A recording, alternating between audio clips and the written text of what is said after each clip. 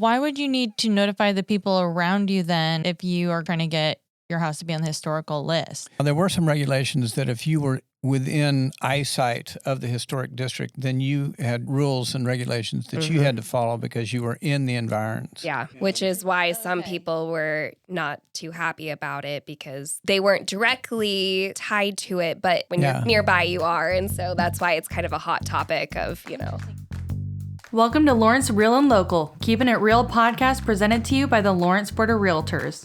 We're your go-to source for all things real estate in Lawrence, Kansas. I'm Lexie Haskin with Flint Mortgage. And I'm Campbell Ragan with McGrew Real Estate. Together, we're here to make the journey to home ownership a breeze.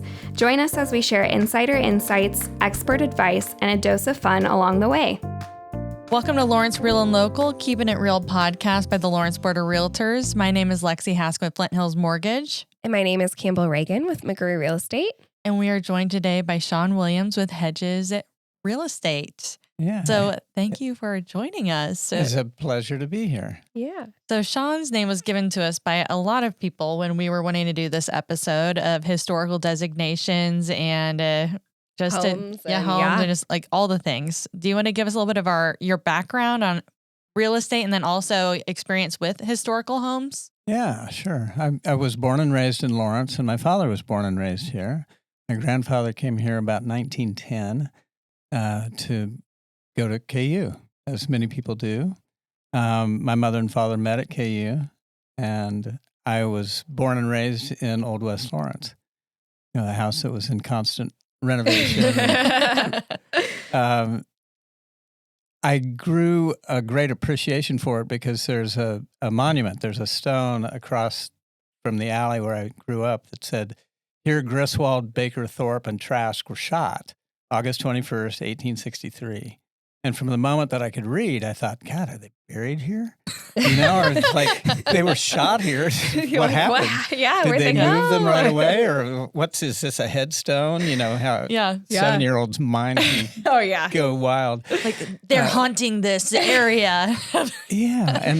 And I didn't get the full story until decades later, just researching and reading. And there were so many people that were interested in historic preservation and the Old West Lawrence Neighborhood Association. Some of my friends' parents were involved in the newsletter and, rabble-rousing and getting people to have pride of ownership and maintain their properties and keep it up. And so I started throwing papers as a kid and, knew all the addresses and the people of all the old homes and would ramble in and out with their kids. It was the baby boom and, it was like kids all over the place. So. And my father and grandfather had stories of Lawrence when they moved from a house on Kentucky Street across from St. John's Catholic Church over to Crescent Road, which was the suburbs of the era. And Daisy Hill was a hill of flowers. And I remember as a child just rolling down it before they built the dorms there. And there were homes off of 15th Street, and pretty much the town ended at about Allen Fieldhouse. I was born just after Allen Fieldhouse was built. So my father said that he rode ponies on Iowa Street when it was a dirt road. Oh my gosh. Wow. And so I watched developments emerge as I was coming up. Hillcrest was that was the new school. Yeah. It's like, and then Deerfield was built, and that took a bunch of the population out of Pinckney. So some of my best friends moved to a different school. Yeah. And it was like the end of the world. As a kid, yeah. Yeah, we used to go snake hunting where Castle is now. Oh my gosh. Just west of Lawrence Country Club, and we'd go out and wander through the woods and looking for snakes and critters and stuff. And I remember the day that we were walking through there, and they had just mowed out the trees, and they had these giant power poles and power lines, and it looked like Space Invaders when it was the first one. And I was just thinking, wow, so this is development. Yeah. And now I've seen all the houses and the developments come through. Yeah. It's just been fascinating. Yeah. Just seeing all the changes. Yeah. I mean, that's just amazing. And even just hearing about how the daisies on Daisy Hill and then rolling, that just sounds like from a dream. Yeah. like a movie. I literally was like envisioning it as a movie as you were describing. I mean, it was cool. I was picturing like a music video. That's kind of funny that you're doing a Mine wasn't music, but like, yeah, no, Oh my gosh. It's funny. Well, what got you interested in the history? Is it probably just growing up around it? Well, yeah, I was in a historic home. Yeah. So it had all sorts of nooks and crannies. We had incinerators, and it was the Pearson home, and they owned the grain bins at what's now City Hall. Mm-hmm. So if you look at the curve, that circular form of City Hall on the west side, that's to kind of remember the past of it being a grain bin. Interesting. And if you go on the north side of City Hall, there's the concrete grain bins as little circles in the earth there. But as a kid, they were there. Yeah. The grain silos. And yeah, so I became interested in history because of the people around me, and our neighborhood were interested in historic preservation because I was in a historic home and because I watched it happen. Yeah. When the post office across the street was built, we'd always been going to the post office that's at 8th in New Hampshire, which is now Blue Cross Blue Shield. I remember walking up the steps and going in there. And when the post office was built, there was a huge voice of home preservation because the federal government took out 4 or 5 homes that were historic and just, demolished them and put up a new post office. And I thought, well, greater good for the greater number at the time. But in retrospect, there's some homes that I wish had been restored. Yeah. Yeah. But I also got involved in the economic consequences of it too. And there's sometimes when there's a lot in play with them. Yeah. It's glorious and sad. Yeah. You just kind of have to weigh the different pros and cons of it, I guess. Yeah. So I did historic tours for the kids at Hillcrest in 3rd grade because my daughters went through there. Yeah.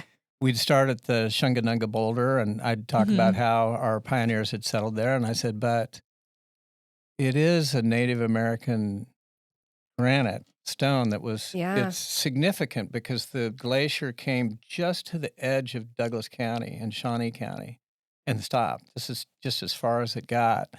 And so these granite stones are in homes around here. And that big one, I recognized the significance to the indigenous nations and also to the pioneers. But I thought, kind of they put it on a truck and just took it, put a sign on it. And said, now they have it back. Yeah, they do. Yeah. And then we went across the street. I pointed out the grain silos that used to be the City Hall and the sod home. That's where the Lawrence Journal-World is. And we'd go to the Eldridge and talk about how many times it was burned down. And I recognized that the kids kind of glazed over. Yeah. So we'd go towards Old West Lawrence and that little granite stone, and I'd point to the library and I'd say, so they're getting ready to do a new architectural enhancement of the library because the library used to be at 9th and Vermont Street, which is now the Freedom Frontiers home. It's a Carnegie contribution to the city, which is kind of interesting if you want to read about the tax consequences of why these people put these things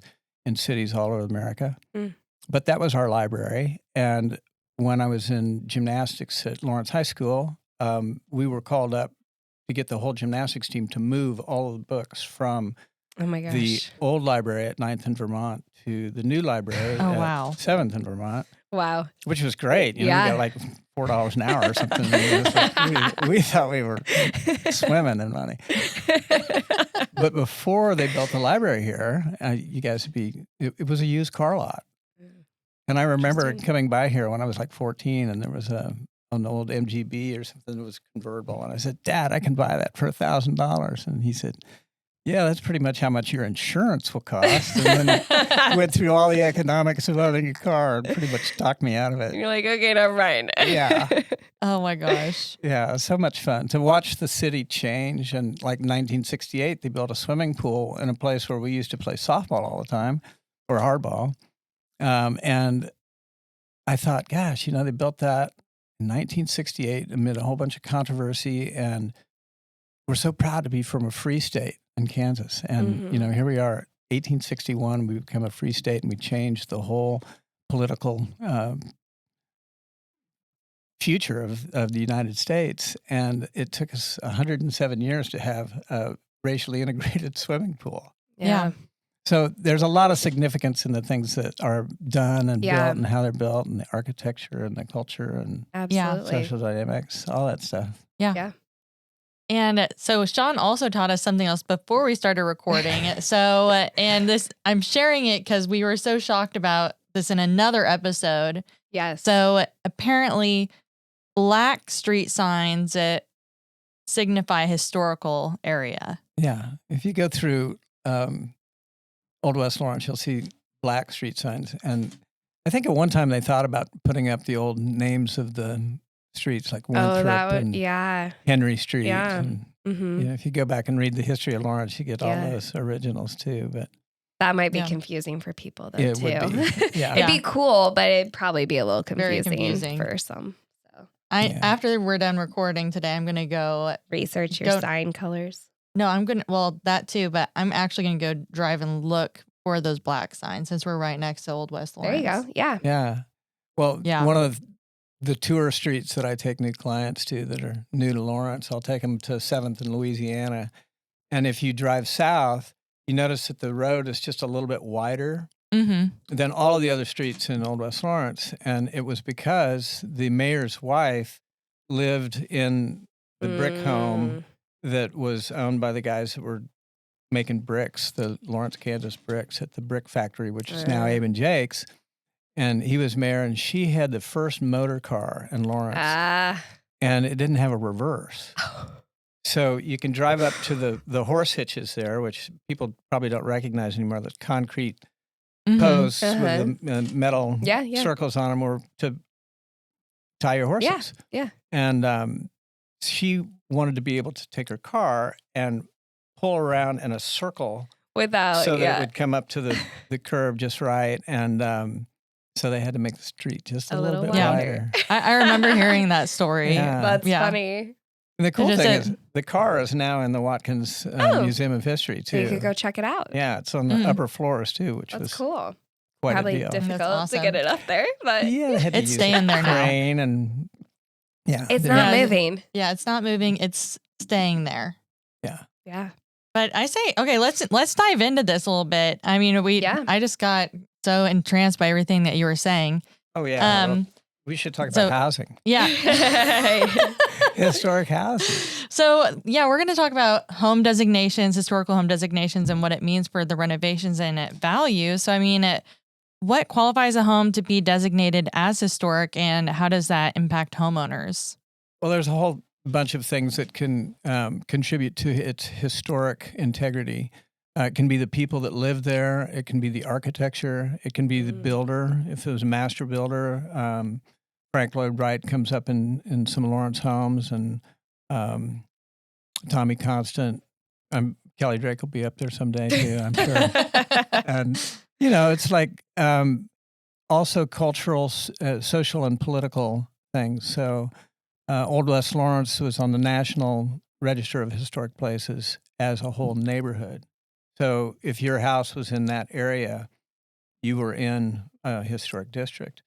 And they had to go through a process of over a year to get all of the details in there and to designate specific homes and the people that they lived there and the architectural differences. And one of the interesting things was that the add-ons that people did to their homes in the flu epidemic of the 19-teens, 1914, 1918, economic recovery in the 1920s, the Depression of the 1930s, post-World War II expansion when Lawrence tripled in population because of the GI Bill and all the people coming to KU. All of those additions onto the homes, like the sleeping porches and back for the flu people and guest rooms for students, became intrinsic elements of the district as a whole. I didn't realize those were sleeping porches. Me neither. I always thought that they were just like day rooms, like a closed-in back porch. Yeah. Like just kind of nobody wanted mosquitoes or something like it. I didn't realize those were sleeping porches for people that had the flu. Well, and for people, it was the Roosevelt era, and he was on the bully pulpit, and he believed in a hardy lifestyle and wanted people to get outdoors and go to the parks and stuff like that. But if you go into some of the homes, the windows still go up, and there's little hooks that you can put up there, but they would sleep out on the porch, and that's where the quilts and comforters were so important. But summer through winter, that's where you went, and it was supposed to make you healthier. Wow. If you didn't die, Whoa. No, I think overall it was good for people. Yeah. Yeah. Wow. That's awesome. So, okay, you also brought up, so the people that live in homes can make it a historic home. So are you more saying like if somebody's living there currently and they're like, this should be a historic home, let's put it on the registry, they can do that? Or somebody that lived in there that has made like a big enough impact in history that then the city will be like, oh, this person lived here because they lived here, this is historic. Does my question make sense? Yes and yes. Okay, yes to both. Yeah, I think somebody can deem their house historic based on evidence, because of maybe the architectural style, maybe the people that lived there, maybe because it's in a historic district and it was built at the same time as other homes that are on the historic register. There's a whole checklist of things that would qualify. Yeah, there's credible things that you can do to say, hey, this house is historic. I couldn't just be like, my house I built 2 years ago is historic. I think there is like an age limit. Yeah. It's kind of like antique cars. I think once you're 25 years old, exactly, you got an antique. Yeah. So there's certain rules. You can just, pull it out of nowhere. But so how does that impact the property value? Does it hurt or improve resale value, or does it really not play a role? Yes and no. Yes and no. Yeah. So sometimes it's very significant. For instance, there's a friend of mine that has a home that was built by Frank Lloyd Wright. And he told me that he was offered an enormous amount of money. Wow. Because it was a Frank Lloyd Wright home, and he's recognized internationally. Yeah. So he would come in and out of Lawrence. He was friends with the dean of the architecture school, and there's homes that I suspect he influenced that haven't been put on the historic register, but probably could qualify for that. Yeah. There's, other builders and people who have a historic home that have decided not to put it on a national or a state or a local register because they don't want to be constrained at all. With the restriction. Yeah. And the rules and regulations for a historic home are designed to keep the integrity of the home while at the same time, making it possible for people to renovate. So we're kind of skipping into one of the next questions. Yeah. But yeah. Moreover, I think just because you have a historic home doesn't make it more valuable. Maybe to some people it would be, but in and of itself, it's still a house. Yeah. If it's maintained well and improved and cared for, then the historical designation is kind of an honor roll, and it's like buying a house that has a little premium. So, I mean, when it comes to restoring and doing different things like that, you have to go and get approval first through the historical home designation and then actually work with them to make sure that it is being done in conjunction with what it needs to have. Yeah, and some of the reasons that you would want to do that approval process is because if you're a national or state historical home, you may qualify for tax credits. And there's things that you can do. I mean, upgrading your HVAC, your water heaters, your windows and furnace and roof. All of those things are contributing to the livability of the home, and they want you to maintain the house so that it's livable. So you can get credits, but you have to apply for them first, get approved, and then do the work. So people that just up and do something not only may be violating the Secretary of Interior standards on how to preserve a home, but they're also like cheating themselves out of potential tax credits. Yeah. So if someone were to make a change without going through the proper methods on a historic home, what happens? Gremlins come out of the intergalactic space. Well, and karma just like rots them later on. There are some penalties and fines for doing it, but I don't think that they're as significant as sometimes they should be. But it's not really about like a power play. Yeah, it's more just disappointing because you've now changed the home to be something different than. And so when I see people that take a historic home and then, remodel it and do something that destroys the integrity of its historical functions, I just grimace. Yeah. Yeah. What's the process for actually getting a home designated as historic? There you go. You put up your list of evidence as to why you would think that it is historic. Okay. Ragan Campbell was the agent on this house, and therefore she's going to be here, forever. So we want to put that on the historic registry. They have a review committee that looks at the elements that we talked about, and they review it and decide whether or not it's valid. Okay. And it's not hard to do. It takes a little research, and it's like a book report or something. Yeah. I mean, you got to put all the facts together and just put that forward, and then they apply it to their standards and say, yeah, it matches this criteria. So yeah, we can put it on the local historic register. It's probably the easiest to do, then state and federal. If you apply to get your home on the Lawrence, Kansas register, they will automatically submit it for Kansas and national. So what's the benefit of going through that, each level of that, of like local, state, and national? Like, is there a different benefit, or just, someone else coming into the area and knowing that it's on the national? Yeah, it's a pride of ownership. Number one, first and foremost, it's people that really respect historical integrity. And then there are, for the local register, I don't think that there's any tax incentives. Okay. It's just basically you're on an honor roll. Yeah, and you have significance to the history of the community. State and federal currently they have tax credits. Okay. This is a concern for the state board. They're watching this carefully to see if those are going to get axed. But you can get tax credits, and you can also get rehabilitation credits. And there are funds that you can apply for to do historic preservation. They're limited, and it's a very competitive process. But Liberty Hall just had money that was given to them so that they could do historic preservation. Oh, cool. Yeah. And cool. As one of the top tourist attractions in the state, I think it qualified just because there were so many people that knew the building. Yeah. Awesome. So I did remember my question, and it actually is going to be a double kind of question. So how long does the approval process take to be put on the historical? That's a good question. Yeah, it really is.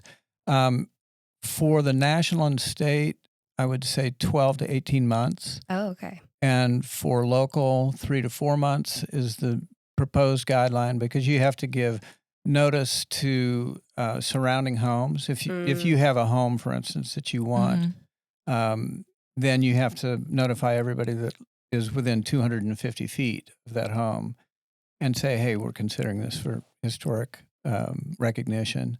Because in Lawrence, the environs of the property are still recognized. Yeah. They did away with that just after I got off the HRC board in 2013.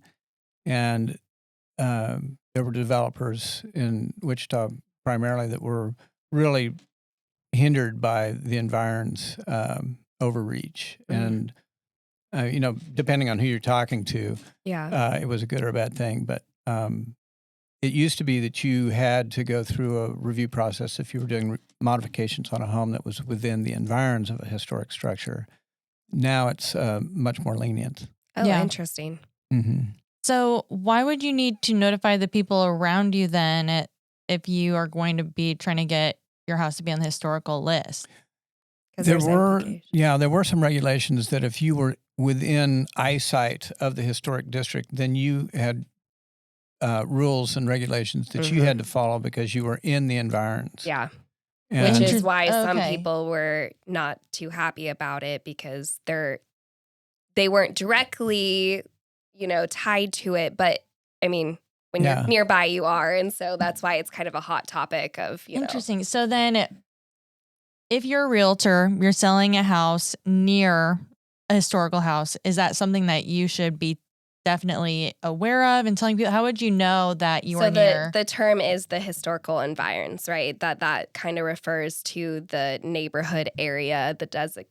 It depends if it's designated. Yeah. Like Old West Lawrence, the National Historic Register, Old West Lawrence, is actually from Tennessee to like the alley between Indiana and Mississippi, and it kind of jets over and takes some of the houses and then goes to 8th Street and comes back towards Tennessee and jets over and picks up a house here and there. Yeah. And it's a real gerrymandered group. Yeah. And it was based on Dennis Enslinger, I think, was the city administrator at that time that did the report. And he said that, the homes that were easier to put on the National Register because of the history that they had and the records that they kept and the information that they had. So they did what was easiest, but the whole neighborhood is historic, and that does put some requirements on everybody that lives there. Yeah.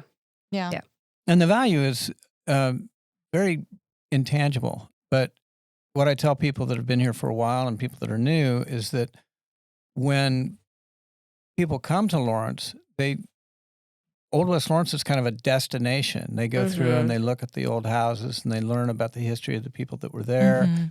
And they look at the architectural styles. And Louisiana Street, that same block that I was telling you about with the widened street, was once listed on the American Association, or AIA, as one of the 10 most interesting streets in America. Interesting. And it was because each house had a different architectural style for the most part. So you had stone vernacular and Italianate and Queen Anne and you could see Victorian. A lot. Yeah. And just walking in one block, you could see the history of housing styles. How it changed. Yeah, it's fascinating.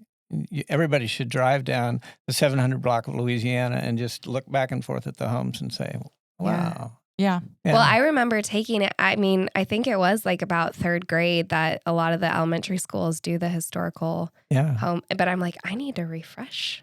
Yeah, I need to go do that. I need that again. every year. Yeah. Well, the Watkins sometimes it does at walking tours. They do. Yeah.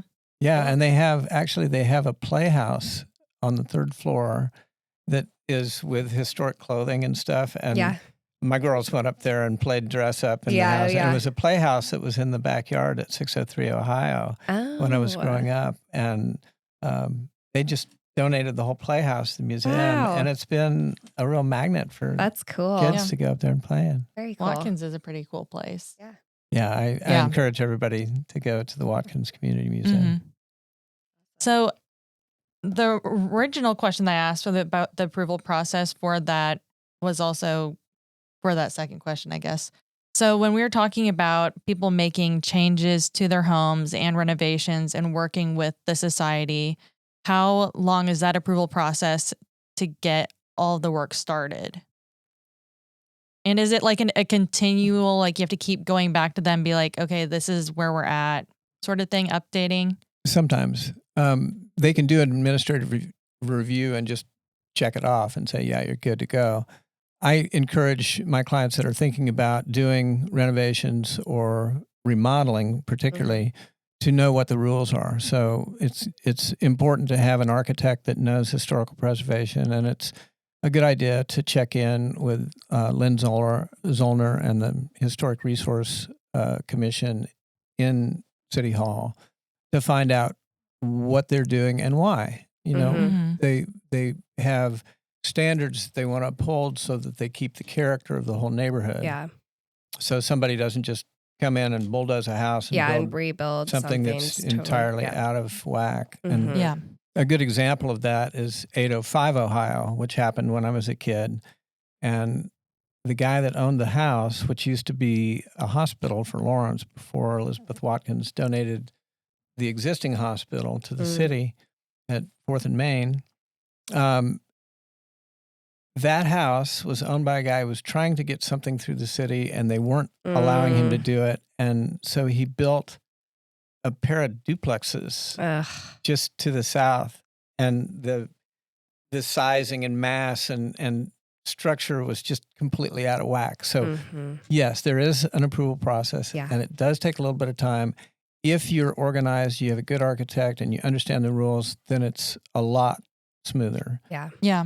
But sometimes it can also come into architectural review, and particularly if it's an important home, if it's on the National Historic Register, they want to make sure that the integrity of the historical house is intact. And there's absolutely incredible modifications within a house. So on the Lawrence Register, you can be registered, and you need to keep the components of the exterior intact to keep the qualities of the house and or the neighborhood. But you can do pretty much anything you want on the inside. So they're lax on, or they're more relaxed about kitchens and bathrooms and structural things like heating and air and functions of the house. They want people to live in them. I mean, that's what keeps them nice, is people living there and taking care of a home. So great point. Yeah. So then how does the homeowner get all these designations, or I'm going to figure out the best way to phrase this. So in a contract, somebody's selling their home. Are there addendums or additions to the contract for historical homes to help people know anything about that? Or if it's a historic home, I advise my clients to put that in their seller disclosures. Yeah. And sometimes as a special provision, because it can limit what you can and can't do. Your realtor should know those areas too, and there's a way to figure that out of each home. There's a great resource, and I looked at it before I came down here, and I thought, oh, well, if we had visual aids, I thought about this beforehand, I'd show the city interactive map, and it has so much information on it. You go to lawrenceks.org, and then look for the city interactive map, and then you can find historic districts. You can find neighborhood associations. You can find traffic patterns and sewers and all sorts of stuff in the layers. But the city and the state and the national historic areas are designated. Are marked on. So kind of going back, I mean, I think that what you're asking is how do you do this? Yeah. And why? And basically the process is to get all the information together, submit it to the city for review. They go through a process. And that's the one thing that people don't consider is the time. Yeah. That was a really good question. And it can be drawn out from time to time if the paperwork isn't right, or if the things aren't filled out correctly, or if there's if you have questions. To go back and revise. Yeah. So that's why some people are shy about it. You know, they want to have a historical home, but they don't want to have to go through a process to get approved before they do something. Yeah, I think that kind of also goes into another question we had with what are the biggest misconceptions about owning a historic home? Yeah, that's the biggest one, is that, I've got a historic home, I can't touch it. Yeah. And that's not true. Yeah, like you said, the inside you can do a lot of things, but the outside is where you have to be careful. And you can still do things on the outside too, but there's things that have been established federally that, the highest thinking minds of the Preservation Committee have put together, like the Secretary of Interior standards of how to do renovations. And I was looking at that. It's on the city, but the rules and regulations for historic preservation, they have pictures that show, why you should have a house that has the same, what do they call it? The setback from the street. Yeah. If you have a house, if you have a whole block, sometimes you can go through and you can see that all of the porches come up to the same line. Interesting. And it was all developed that way. And so if somebody comes in and they decide to remodel their porch and they want it to be then back you're blocking 10 feet, then it's like a rip in your sweater or something, It's like, wait a minute. Like something doesn't look right there. Right. Yeah. It's makes just, sense. it's out of whack. Out of character. Okay, one more question, then let's do fact or fiction. How does that sound? Yeah, true or false? Yeah. True or false. Is there a buzzer sometimes? So how can buyers and sellers navigate the market for historic homes? Well, that's not a true or false thing, but not yet. One more question. I think finding the information that's available online is really good. Going to the city is really good. Going to Watkins Museum is really good. They've got guides and tours of historic districts in Lawrence. Mm-hmm. Finding realtors that know about historic preservation or historic homes is real handy. Yeah. So you navigate it by recognizing the neighborhoods that you like and going there. And then I advise my clients to just go walking on a Saturday morning and finding out who's got a garage sale and who's out, and just chat with the neighbors about, what's the quality of this neighborhood, whose homes are specific. And you could even walk by. I've had people write letters to the people that are in homes and say, gosh, I looked at your house. It's just amazing. Can you tell me something about it? And they'll get online and trade information sometimes. Yeah. Oh, that's kind of fun. Yeah. Cool. That'd be fun to have like an episode where we just kind of write to people with historic homes and just read the things we get. There have been people that have done that. I was going to say, Campbell's going to be like, Lexie, that's a lot of work. I didn't say anything. Yeah. I saw it on her face. Invaluable. Okay, true or false, here we go. First one, you can't make any changes to a historic home once it's designated. False. He's doing his own buzzer. I love it. Well, at some point, the restrictions increase as you get to the national level. And they want you to keep the integral elements that make the house recognizable as historic. But like I said earlier, if you're on the Lawrence Register, you can pretty much do whatever you want on the inside. Yeah. And there's one house that I know in particular that the guy let it run down just a little bit. He didn't really care about the exterior, but the interior was like the Taj Mahal. Wow. And it was like the main level was historic, and then you went upstairs and it was like a Colorado ski chalet. Oh my gosh. I mean, it was just such an architectural difference. It was amazing. Like, yeah, it was really cool. But probably periodic, I don't know. Yeah. Colorado ski chalets were really in at that time. But the exterior was kind of, just crumpy or frumpy.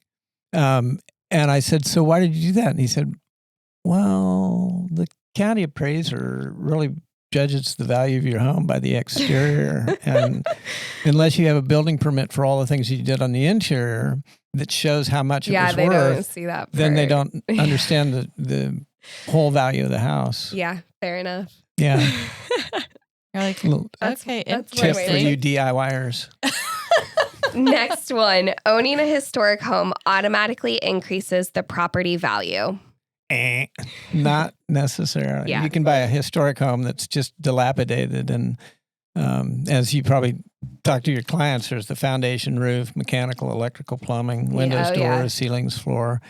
Those are the big ticket items for a home, and you might buy a house that's historic or old, but it needs all the improvements. The great thing is that the renovations have become a lot more technologically advanced, so it's not the same problem retrofitting electricity and heating and air that it once was. Yeah.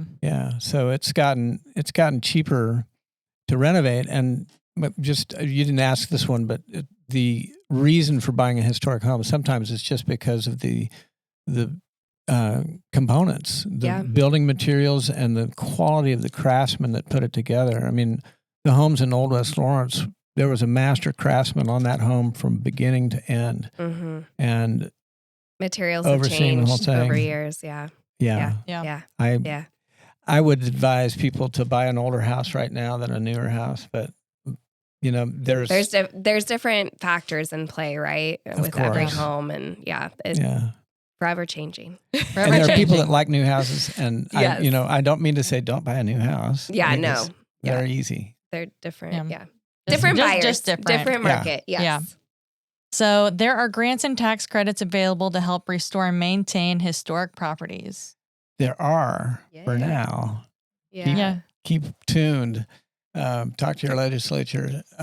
But there's tax credits which are also marketable.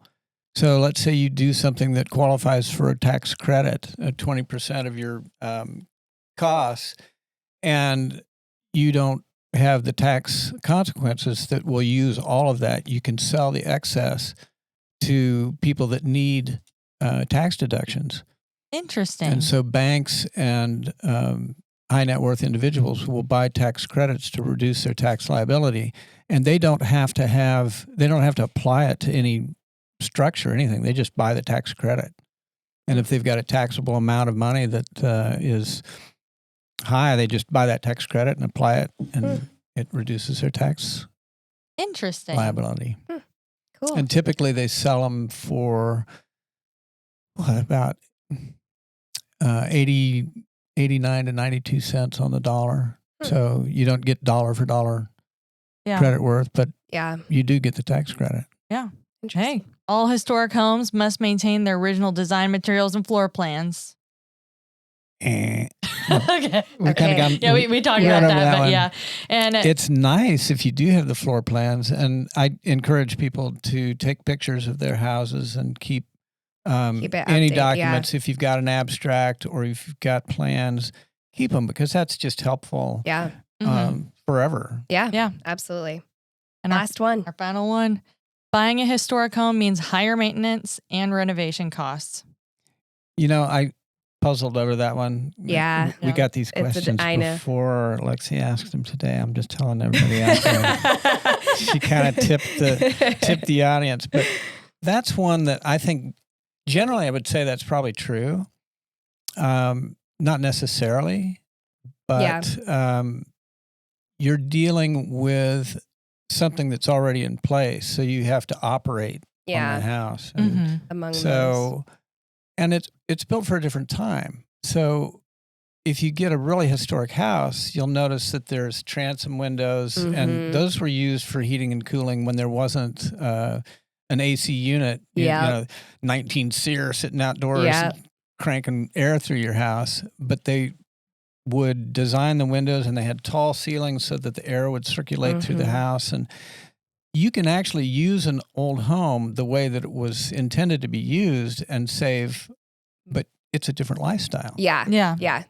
So that's a choice that some people do. And so it depends on how you utilize things and what you do to the home. And and I've seen some absolutely stupendous renovations of historic homes where they kept the integrity of the exterior and the interior, but made it a rocket ship technologically. That's awesome. Yeah. Just brought everything up to contemporary standards. They had the appliances and the baths and plumbing that people want, that they normally have to buy a new house to get. And if you are smart and crafty and disciplined and put the time into it, you can do really, really masterful renovations. And then you have a beautiful home in a historic neighborhood with all of the contemporary functions.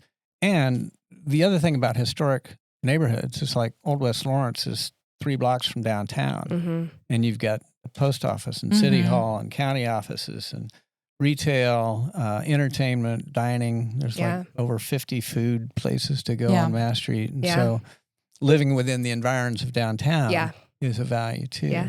So how do we start on that? No, it means higher maintenance and renovation. That's great. Yeah, it plays into it. It also means a means historic home. You get some benefits too, just by location. Yeah, absolutely. Sean, you've provided a lot of great information and also stories, and you're just very masterful with, like, your words, just everything. So yeah, I wish thank everybody you. on the radio could see like my hands moving around. That's Hey, well, if you tune in to YouTube, you They can. will, yeah. Oh, good. Yeah. Absolutely. So yeah, should YouTube, probably Spotify, Apple.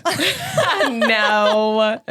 Oh my gosh. Well, thank you so much for joining us. Yes, thank It's you. been a pleasure. And you guys are a great thing. I appreciate this. Thank you. Yeah. And thank you to the Lawrence Public Library. Yes. It's always a pleasure. Yeah. And the Board of Realtors. Yes. Thank you. Signing off. Thanks for joining us on Lawrence Real and Local, Keeping It Real podcast. We appreciate our guests taking the time to join us. Don't forget to subscribe and leave a review if you've enjoyed today's episode. For more information, please visit us on the web at www.lawrencerealtor.com. And remember, whether you are buying, selling, or simply dreaming of your future home, we're here to help.